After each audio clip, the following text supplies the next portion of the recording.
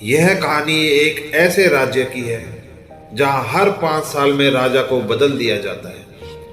जब भी किसी राजा के 5 साल पूरे हो जाते हैं तब उसको नए कपड़े पहनाए जाते हैं और उस राजा को हाथी पे बिठाया जाता है और तब उसको भेज दिया जाता है एक ऐसे जंगल के अंदर जो बहुत ही घना और जंगली जानवरों से भरा हुआ है। वो एक ऐसा नरक है जिसके अंदर जाना निश्चित मृत्यु है।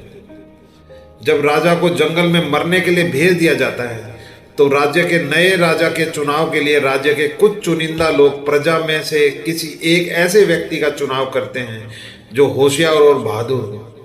तब उनको पता चलता है कि हमारे राज्य में एक व्यक्ति ऐसा है जो बहुत होशियार और बहादुर भी है और उसको हमारे राज्य का राजा बना देना चाहिए। जैसे ही राज्य के सभी लोग उसके पास जाते हैं और उस व्यक्ति से कहते हैं आपको हमारे राज्य का नया राजा घोषित किया जाता है, कि आपको हमारा यह प्रस्ताव स्वीकार है? तो वह व्यक्ति मना कर देता है क्योंकि उसको मालूम है कि जब भी हमारे राज्य में किसी राजा के 5 साल पूरे हो जाते हैं तो उस राजा को ऐसी जगह भेज दिया जाता है जहां पर उस राजा की मौत तय है। तब वो लोग उससे विनती करते हैं कि आप हमारे राज्य के राजा बनिए, क्योंकि आप बहुत होशियार और बहादुर भी हो, आप अच्छे तरीके से हमारे राज्य को चला सकते हो। कुछ सोचने के उपरांत वो व्यक्ति बोलता है ठीक है, मैं आपके राज्य का राजा बनने के लिए तैयार हूँ और मैं इस बात के लिए भी सहमत हूँ कि 5 साल बाद मुझे ऐसी जगह भेज दिया जाएगा जहाँ कोई जीवन नहीं है और मेरी मौत भी तय है, पर फिर भी मैं राजा बनने के लिए तैयार हूँ। और जैसे ही वो इंसान उस राज्य का राजा बनता है वो उसके 3 दिन बाद ही वो अपने लोगों से पूछता है कि कौन सी वो जगह है जहां पर हर राजा को 5 साल पूरे होने के बाद मरने के लिए भेज दिया जाता है। वह नया राजा अपने लोगों के साथ उस जंगल के अंदर जाता है और देखता है कि यह जंगल बहुत ही घना और जंगली जानवरों से भरा हुआ है और साथ में वो यह भी देखता है कि उस जंगल में पिछले कुछ राजाओं की लाशों के कंकाल भी पड़े हुए हैं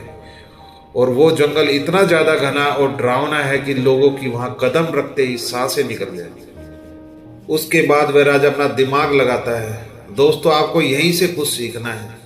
जब राजा देखता है कि यह बहुत ही ज्यादा घना जंगल है और यहाँ बहुत जंगली जानवर हैं, मेरे 5 साल पूरे हो जाने के बाद मुझे इस जंगल में तो कतई नहीं आना है और इसके लिए मुझे कुछ ना कुछ करना ही होगा।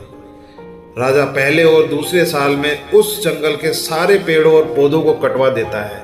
उन सारी चीजों को वहां से हटवा देता है जिससे वो जंगल इतना घना लगता था और वहां के सारे खूंखार जंगली जानवर को भी वहां से हटवा दिया जाता है। तीसरे साल में जंगल की जमीन खेती के लिए उपजाऊ बनाई जाती है और वहां खेती का काम चालू कर दिया जाता है और चौथे साल में वहां पर काफी सारे मकान, दुकानें, सड़क का निर्माण किया जाता है। 5वें साल में तो वहां पर लोगों का रहने का भी इंतजाम कर दिया जाता है। इन 5 सालों में सारे कार्य करने के साथ साथ राजा अपनी जमा पूंजी भी जोड़ रहा होता है ताकि वो पैसा उसके काम आए उस जगह पर जिसे वो 5 साल से तैयार कर रहा है। दोस्तों, इसके बाद जैसे ही उस राजा के 5 वर्ष पूरे हो जाते हैं तो वो अपने राज्य के लोगों से बोलता है